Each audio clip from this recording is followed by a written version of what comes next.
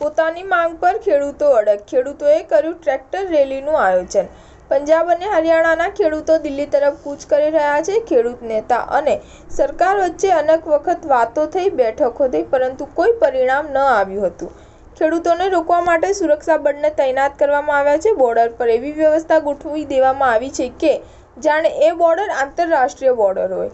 દિલ્હી તરફ કૂચ કરવા માટે ખેડૂતો મક્કમ છે। થોડા સમય પહેલા ખેડૂતનું મોત થઈ ગયું હતું, જેને કારણે ખેડૂતોમાં રોષ ભભૂકી ઉઠ્યો છે। આ બધા વચ્ચે આજે ખેડૂતોએ ટ્રેક્ટર માર્ચ કાઢવાની તૈયારી શરૂ કરી દીધી છે।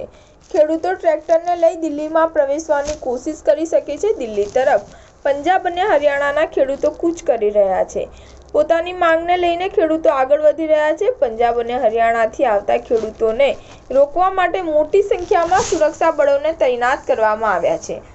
મોટા બેરિકેડ મુકાયા, ખિલ્લાઓ મુકાયા। સરકાર અને ખેડૂતો વચ્ચે અનેક વખત બેઠકો થઈ, પરંતુ તેનું પરિણામ કંઈ ના આવ્યું। વિચારવા માટે ખેડૂતોએ 2 દિવસ માંગ્યા હતા। દિલ્હી કૂચને મોકૂફ રાખી હતી, પરંતુ થોડા સમય બાદ ખેડૂતો દ્વારા જાહેરાત કરવામાં આવી કે દિલ્હી તરફ કૂચ ચાલુ જ રહેશે। તે દરમિયાન પોલીસ અને ખેડૂતો વચ્ચે ઘર્ષણ સર્જાયું અને તે ઘર્ષણમાં એક ખેડૂતનું મોત થઈ ગયું હતું।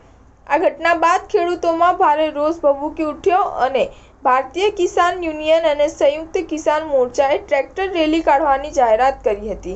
રાકેશ ટિકૈત પણ આમાં સામેલ થઈ શકે છે। સ્ટાર ન્યૂઝ 7 હંમેશા સચ્ચાઈની સાથે।